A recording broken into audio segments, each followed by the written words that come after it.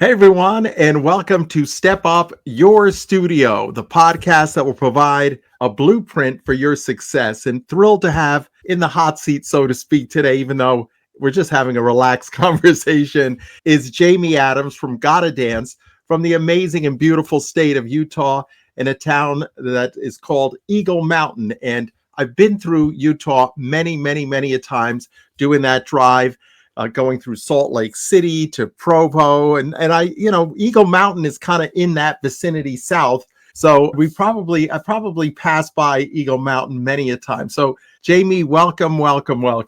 Thank you. I'm excited to be here.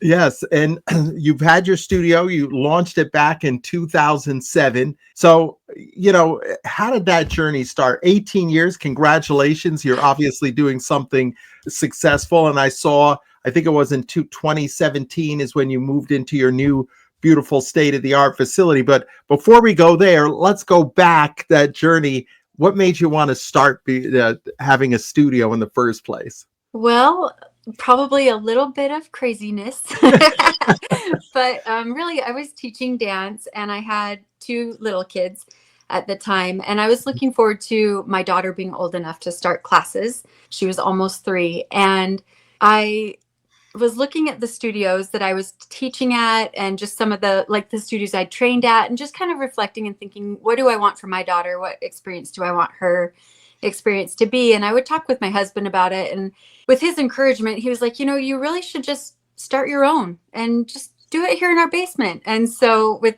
that bug in my ear, I kind of thought, yeah, maybe I could do that. And kind of talked to some of the people in the community, and they expressed an interest. And I just thought, oh, maybe like a few of the little local kids will want to dance and it'll just be so fun. And it grew so fast. Our city helped facilitate that growth, and we outgrew my basement in about 10 years and needed to build our bigger building. And it's just been an exciting, crazy journey and really a neat experience. Yeah. So when you decided to build your building, is this a building that you own? So you built it from scratch? Yes, it was so So fun to design. there's another scary leap that you guys took, right? So tell us about that, how that process came. Obviously, you were growing, you needed to expand, but when you actually have to put a shovel in the ground and build something from scratch, that takes a whole nother level of confidence and another leap of faith. It's true. I think there's a lot in dance that I think is a leap of faith, right? But that was a really cool experience and very scary. And it just took the right people coming into my life, my journey, my story at the right moment, expressing that they believed in me and having the right resources and information to help me connect with, the right city officials and funding and things like that to be able to build that space. But it was so fun to design it myself. So fun. Yes. Yeah. So no, that's something, anybody watching this, if they're thinking potentially of doing it, what was kind of the deciding factor? I mean, obviously you ran the numbers, you saw what you could, what you could accomplish, what you could kind of afford, and how you could move forward with that. But, with all of these things, like you said, it is a leap of faith. But what was kind of the deciding factor that, yeah, we can make this work?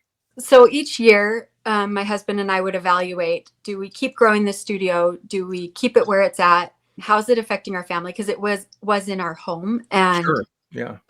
It actually, in order to get to our dance studio portion of the home, you had to walk through the house. It didn't have its own separate entrance. So it was like a little intrusive into the family life. And it was getting to a point where we either needed to shut it down for the health and safety of our family or take it outside of our home. So that was a big factor. And I remember him saying to me, you don't want to regret or wonder what if I had done this. And I took that to heart and just thought, yeah, I need to just give it 110%, my full effort. And then if it fails, at least I knew I'd tried my hardest. And so I did run the numbers, make sure that we could, have a good plan for starting out for the transition to the new building. It actually worked out the timing really nicely because once it was ready, it was right after our spring break in our area. So we were able to transition over and start right after that spring break. So it was about this time of year, and moved into the building and turned right around and had a recital. And it was so fun and exciting. Now, when you built, did it continue to grow? Oh yes. Our Also, community is a growing community. It's love fairly rural, and it's a more affordable place to live. So a lot of smaller, younger families, people starting out in their careers, things like that, that they are drawn to our community. And so it is growing quickly. And so, we outgrew our studio in my home very quickly, and we were just bursting at the seams. And then once we got to this building, we grew again so fast. And I almost felt like I was playing catch up with the business, trying to figure out, oh my goodness, how can I even keep up with this thing? It's growing so quickly. But then the right resources found me, or I found them, and it's usually a and started to learn what combination, we right? needed. Yeah. Yeah. Mhm. So yeah, that and it continues to grow. We hit kind of a wall when COVID happened, Yeah. for sure, Mhm. but we're seeing amazing growth again, in the studio and in our community, and it's wonderful. It's exciting. Yeah, well, I always when I hear these kind of success stories, and I know when we had to move our studio, we got the news and had to move within 5 weeks, so that was really something else. And we went into a bigger space, and I always go back to the movie quote: "If you build it, they will come." Right. So, Yes. and that's and it's the truth. I mean, part of it is that you got to make that move, and congratulations, you had the courage to do that, because that's part of the deal, right? And hey, look, I've always felt that I think what your husband said was spot on. If you don't do it, then what? How are you going to feel about that? Are you going to Hmm. what's that going to leave? You're always going to think, what if, what if, what if? So I love that you did that, you took that leap. And obviously we all had to navigate through COVID, and there was all of that craziness, and that we had to navigate and teach classes through Zoom. Gosh, that was something else. Zoom is fine for some things, but dance classes were just really hard to do. Did you do Zoom? Did you set up your studio as kind of a broadcast center and do classes from there? Well, each of the teachers that were willing set up classes in their home, and they would guide the kids through dance through their Zoom, and most of them did do it at home. It was an interesting adventure. Yes. And a lot of it was to help the kids keep their strength and stamina and flexibility, with the hope that we'd be back in the studio soon. And it seemed to work. We had almost everybody came back as soon as we were able to come back. Oh, And that's wonderful. the shutdown was right before our recital, and Yeah. so we were lucky. The local high school let us come over as soon as we were allowed, and we were able to safely socially distance and hold that recital. And it was a really cool experience to Nice. pull that Yeah. together after. Yeah. That year and the year after, we had it at an outdoor facility. And well, I say facility, it was this beautiful art center, and they had this art space outside that they let us kind of set up, and we had a stage. And even though there was a bit of a canopy by the stage, part of the stage, the sun was beating on it, and the kids went out there and they had a dance where they were dancing barefoot, and they came off there like, oh my god, our feet are burning and the stage Oh, is so hot. So we had to get this tarp, but we because of the social distancing and all that, we ended up having to do, I think we did 10 or 12 shows in a day. I mean, we kept them short, smaller shows, not a lot of people. Between each show, we had to bring this big tarp out and cover the stage. But hey, you know what? It's all about making it work, right? In those times, who would have thought we would have to do that? But we somehow got through. But I love the fact now that it's growing, it's building. I saw you just had an event this weekend, which I thought it was very interesting, where you had the mother and daughter what is it? The Tinkerbell Tea Party. Tinkerbell Tea Oh, Party. tell me Yes. about that. Oh, That sounds like an event maybe that some other studios may be interested in pursuing something like that. Oh yes. So we love doing those. And I think those ideas came to me during COVID, when I was home and had too much creative energy. So anyway, we do a Tinkerbell Tea Party, and it's a mother-daughter tea party, and it's all fairy themed, and we choose one of our dance company students to play the part of Tinkerbell, and she'll dress up and pretend to be the character, and and they'll do pictures with her, and we do crafts and activities and have fairy food. And the moms and the daughters just love it. And we have some that have come every single year without fail. We do a lot of those fun little events. This weekend we have the father-son Jedi adventure. Well, I love it. Yeah, but I think these like extra events that we do have become a big part of our studio culture. It's one of the things that the parents really love. There's not a ton of family-friendly activities in our community, and we don't have a community center yet. And so we kind of are that for our community. There's a lot of things going on at the studio all the time, and fun, family-friendly events all the time. It's pretty good. Now, is that something they have to be registered for your studio, or anybody could come and participate in that? Anybody can come do it. So that works out really nicely, because if, you know, a regular season of dance is not in the family budget, they can come do these once in a while events and still have a little bit of that dance experience, have some of that magic in their life, and a fun family event. I love that. Smart little, and plus too, if you get new people in, you know, they see what the experience is, and as they're leaving, oh, by the way, here's our brochure and classes, and why don't you come and take a class? And it could be a really effective way. Now, the folks pay to participate in this, correct? Yes, yeah, we do charge it's a pretty reasonable fee to participate, but we provide everything. They just show up, and we've got all the crafts and activities, and we staff it, and, you know, provide the characters. So we did Snow White when the new Snow White movie came out, and had the cutest girl being Snow White. Do a Frozen festival in January. So Anna and Elsa always come to that.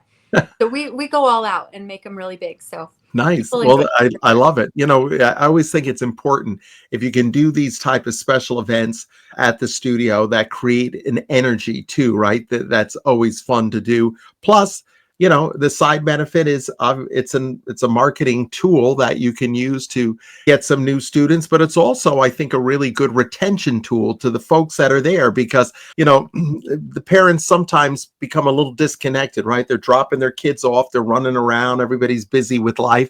They maybe don't get to connect with you and the staff there, and to see really what a special environment it is in the studio. Yes, exactly. It's the perfect opportunity for the parents to be more involved if they want to be, and to get to know the teachers and the staff and the vibe. Yeah, no, I love that. Absolutely love it. And I also noticed another thing that I really like that you post on your website. You have a student of the month, faculty of the month. So walk us through how you kind of choose. Let's start with the student, because I'm sure that's a big honor. Aside from being on the website, I'm sure there's something posted at the studio. Walk us through how you implement that. So it used to be just, I would kind of choose based on what teachers had been telling me about, you know, the good students in their classes, or the ones who are good examples. And then things got too busy and too big. So we put it to the teachers do a rotation on choosing. So we choose 2 teachers each month to watch their students and choose students of the month for the next month. And we do let kids know if they were nominated, so that they realize that we recognize that you're special. And then one of my cute assistants we have a yard sign that says a Gotta Dance student of the month lives here. And it's nice. a big balloon, and they get to have that in their yard all month. So also advertising, but they feel special. And I love it. Yeah. You know, they get like a studio gift card and some treats and stuff. And so they love that too, because then they bring their gift card in, and they get to spend it like it's their own little money, and buy treats or bling or whatever that we have there. So that's really fun for that. And usually the teachers are picking students who are either showing a lot of dedication, working hard and improving, or they're showing part of our studio culture of like being really friendly and kind and respectful and things like that. So, and we'll do a write-up for why they were chosen as the student of the month. It's pretty fun. Yeah, no, I think it's, really critical, all of that kind of stuff, because, let's face it, the kids, I've said this, I had the studio 38 years, but I know this much. It's not the pas de bourrées, grand jetés, and tour jetés that we teach them. It's the life skills that they're going to learn and take with them. So how you choose the students. I always say to our students, it's not your aptitude that determines your altitude, it's your attitude. And I think the kids that have the right attitude are always kids that are fun to teach. They have an energy. Sometimes so do the negative ones, but we try to work around so that we can let them see, hey, look, having the right attitude is going to get you places in life. So I love that you recognize the kids. And then how do you do it for the teachers? I'll usually talk with, I have a couple key players that help me with when I need someone to bounce ideas off of. And I'll usually talk with them and discuss, who have we noticed really going above and beyond this month? And we'll sometimes I just know it. I'm like, this person has really just pushed themselves to step out of their comfort zone or help out or whatever. So whoever's Yeah. being like the best team player, who's taking on extra responsibility or just showing a lot of extra kindness. So we'll usually kind of try to spotlight that, and we try to rotate who is getting a turn so that it's not the same few people, but highlight some of our newer people too. I have the best staff, so there's always multiple people that I wish I could choose, but we have to just pick one. I'm excited for our next newsletter is going to come out probably tomorrow, or it may have just gone out, and the person who got chosen is one of those like people that helped me so much, and so I did her write-up. She didn't get to do her own write-up, and Oh, nice. it's kind of silly, so it's going to be a fun one. Did she know or no that she's Well, getting? yes, because she makes the newsletters, and so it's Okay, like, well, so yeah, so you're she the did. staff of the month, so you can't write your own write-up. You have to let me do it. But yeah, so that's kind of always a little bit of a challenge when it's one of those people who does that part of the job. Yeah. But that's okay.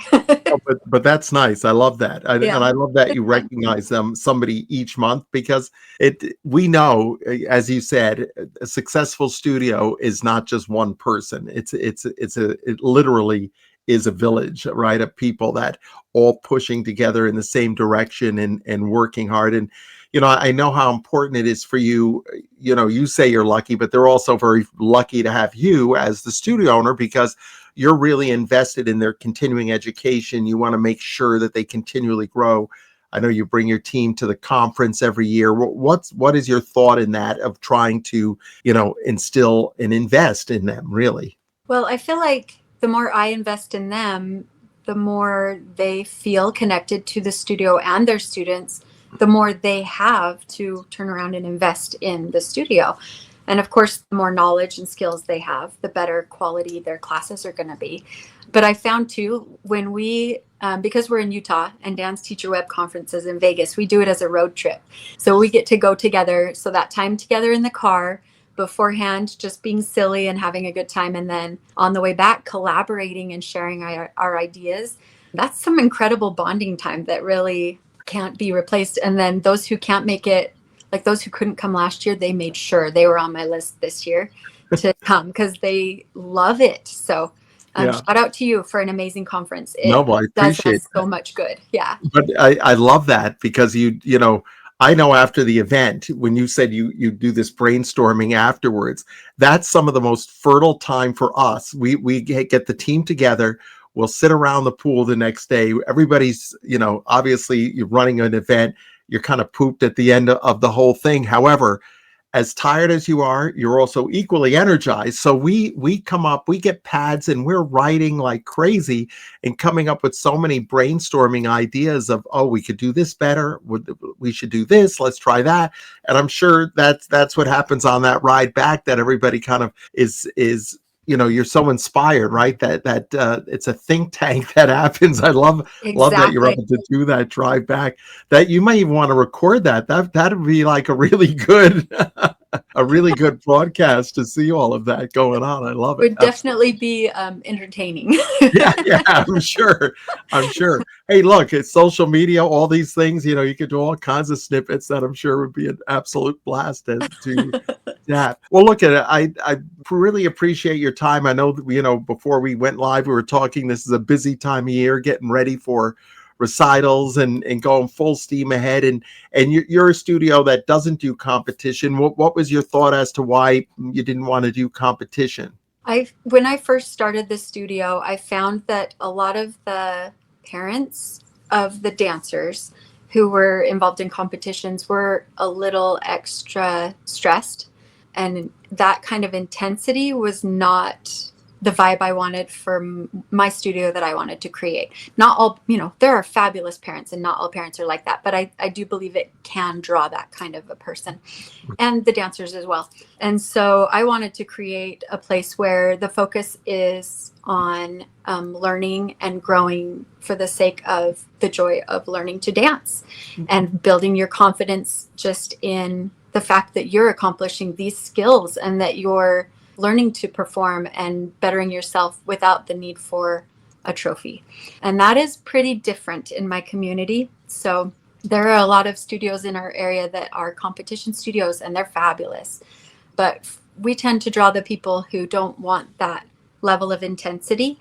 They want a more relaxed experience. And, so we tend to have the kids who have a little extra anxiety, or they struggle with depression, or even those with physical, like, health problems. So they can't perform at the intense level that a competition studio would need. So we're the place for that kind of clientele, for those dancers. And so a lot of the time our atmosphere is just really caring and loving and patient and very inclusive. So Love it. it's great. Yeah. No, I love that. Absolutely love it. It Well, works for us. yeah. Hey, look, your proof is in the pudding, right? You have a very successful business, and I always think there's room for everybody, and there's ways. One size does not fit all. That's dance studio, and that's people that want to take dance. There's different strokes for different folks, and I think that there's lanes, and you're passionate about what you do. You have a vision for what you want to do, and when you do that, it happens the way you want it to happen, 100%. Your recital is when, did you say? You're at the end of June? Yes. Was it? Yeah. Third weekend of June. It's coming up. Yes, yeah, we're the second weekend in June. So yeah, all focus is getting ready now for that recital time. But I really appreciate you taking some time and chatting with us. If there's one last thing, one last tip, or one last word of advice you'd like to give to any studio owner out there, what would it be in closing? Just one kind of tip, thought, process, anything that you are like, this is my go-to. I feel like I would circle back to that thought of, you don't want to regret not trying the things that you're really interested and passionate in. So if you're drawn to something, if it keeps coming to your mind, give it a shot and see what happens. No, I love it. I love it. Proceed. You must proceed. If you're going to get somewhere, you must proceed. Yes. Well, Jamie, thanks so much for your time. Folks, another episode of Step Up Your Studio is in the books. Enjoy, and thank you so much for tuning in. Thank you, Jamie. Thank you, Steve.